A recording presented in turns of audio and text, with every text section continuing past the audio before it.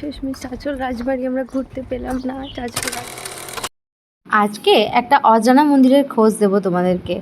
হয়তো অজানা নয় অনেকের কাছে মন্দিরটা, কিন্তু আমার কাছে একদমই অজানা ছিল। গত 2 বছর আগেও আমার কাছে মন্দিরটা অজানা ছিল, কিন্তু 2024-এর থেকে মন্দিরটা আমার খুব চেনা হয়ে গেছে। তো চলো সেই মন্দিরেরই আজকে খোঁজ দেব তোমাদেরকে। আর তোমরা অবশ্যই দেখে নিয়েছো, এটা 29শে এপ্রিলের ভিডিও। আর আজকে হচ্ছে 26শে জুন। তাহলে ভাবতেই পারছো আমি কীরকম পরিমাণে ল্যাদখোর। তো চলো ল্যাদ কাটিয়ে ভিডিওটা তোমাদেরকে শেয়ার করি তোমাদের সাথে। আর কেমন লাগলো অবশ্যই কিন্তু আমাদেরকে জানিও। তো সকাল সকাল রেডি হয়ে বেরিয়ে গেছিলাম মা, আমি আর বাবা 3জনে মিলে। তো তারপরে চলে গেছিলাম 420 মোড়। আর আমাদের বাড়ি থেকে 420 মোড় যেতে মোটামুটি 10 মিনিট লাগে, তো হেঁটেই গেছিলাম। তো তারপরে ওখান থেকে চলে গেলাম বাসে। আর বাসে না সকালবেলা তো ভোর ভোর ছিল, মানে প্রায় 6টা সাড়ে 6টা বাজছিল। তো তখন আমার কাছে ভোরই মনে হয়, কারণ ওই ঘুম সকাল মানে ওই 9টা ধরো আর কি। তো তখন বেশ সুন্দর সুন্দর বাসে গান বাজাচ্ছিল আর বেশ ভালো লাগছিলো শুনতে শুনতে। গোটা রাস্তাটা এনজয় করছিলাম, কিন্তু ওই যে কপিরাইট ক্লেমের ভয়ে গানটা আর দেওয়া গেল না। আর এটা কোন জায়গা তোমরা চিনতে পারছো? এটা হচ্ছে গাজল। দেখে মনে হচ্ছিলো আমার ঠিক 420 মোড়ের মতো, কিন্তু এটা গাজল। তো এখানে কিছুক্ষণ বাস থেমেছিল। তো তারপরে বাবা চা খেতে গেছিলো, তো আমি কিছুই খাইনি। তো তারপরে আবার এই চারিদিকে সবুজে ঘেরা রাস্তার মধ্যে দিয়ে আমরা পৌঁছে গেলাম আমাদের মেন ডেস্টিনেশনে।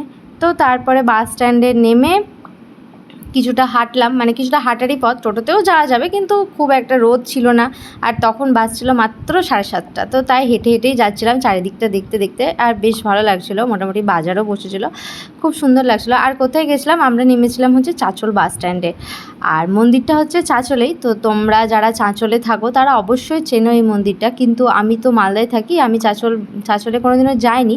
কিন্তু গত 2 বছর আগে এই মন্দিরটা প্রথম আমি জানি মন্দিরটা সম্পর্কে। আর গত 2 বছর ধরেই আমি এখানে যাচ্ছি। আর এই যে দেখো মন্দিরের চূড়াটা পুরো দেখা যাচ্ছে। দেখে মনে হবে না এখানে মন্দির আছে, কারণ অনেকটা বাড়ি চারিদিকে, পুরো মন্দিরটাও অনেকটা বাড়ির মতো। আর এই যে দেখো এই ঠাকুরগুলো জগন্নাথ, বলরাম, সুভদ্রা, তারপরে গৌর নিতাই, রাধাকৃষ্ণ।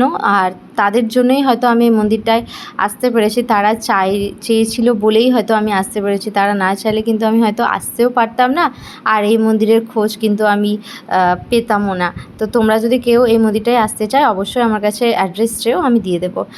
তো আর মন্দিরের ভেতরটা এত সুন্দর আর এত শীতল, কি বলবো তোমাদেরকে, মানে কোনো চিৎকার চেঁচামেচির কোনো আওয়াজ নেই, পুরো শান্ত একটা পরিবেশ। 2 ঘন্টা 3 ঘন্টা যদি তুমি বসে থেকে যাও তাও তোমার বিরক্ত লাগবে না, কিচ্ছু মনে হবে না।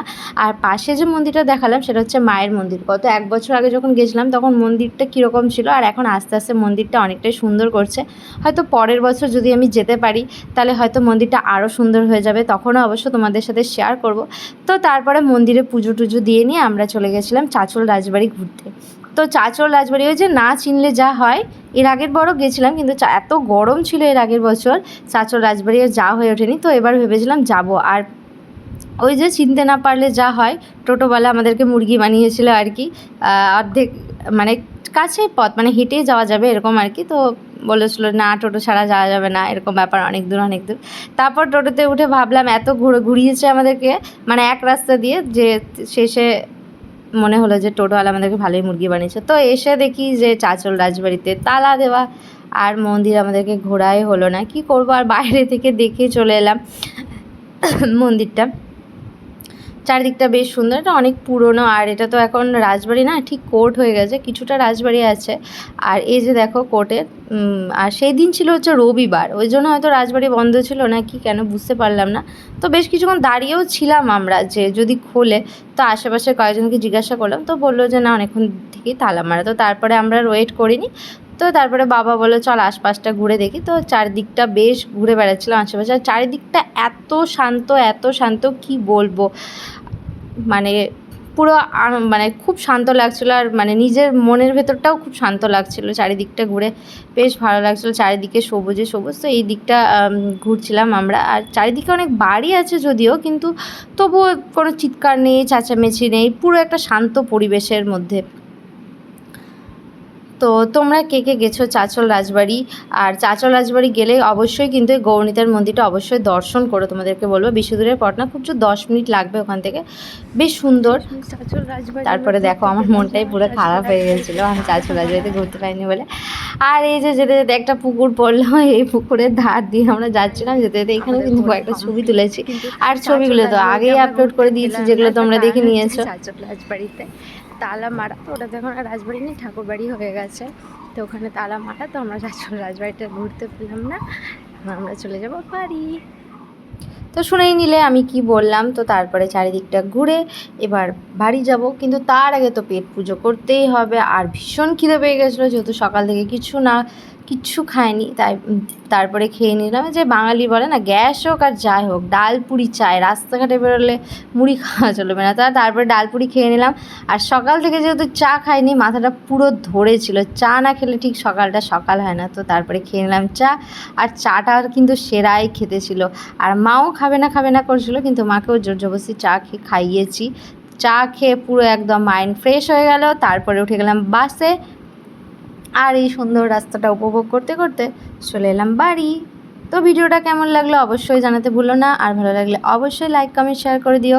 দেখা হবে পরের একটি নতুন ভিডিওতে, কিন্তু কবে নতুন ভিডিও দেবো আমি ঠিক বলতে পারছি না। কিন্তু তোমরা অবশ্যই আমার প্রীতিকা দত্ত আইডির সাথে আমাকে ফলো করে রেখো, তাহলে অবশ্যই নতুন ভিডিও দেখতে পারবে। আর বাসে উঠে আমার ভীষণ এবার গা গোলাচ্ছিলো, জানি না কেন, তাই আমি বসে বসে চুইনকাম খাচ্ছিলাম। তো চলো ভিডিওটা এখানেই শেষ করছি, ভালো লাগলে অবশ্যই একটা লাইক কমেন্ট শেয়ার করে দিও। দেখা হচ্ছে পরের একটি নতুন ভিডিওতে। আর তোমরা যদি কেউ এই মন্দিরটাতে গিয়ে থাকো তাহলে অবশ্যই আমাকে জানিও। আর কেউ যদি যেতে চাও এই মন্দিরটায়, অবশ্যই আমার কাছে অ্যাড্রেস চেয়েও, আমি অবশ্যই তোমাদেরকে অ্যাড্রেসটা পাঠিয়ে দেবো। তো চলো, ততক্ষণ ভালো থেকো, সুস্থ থেকো, সাবধানে থেকো।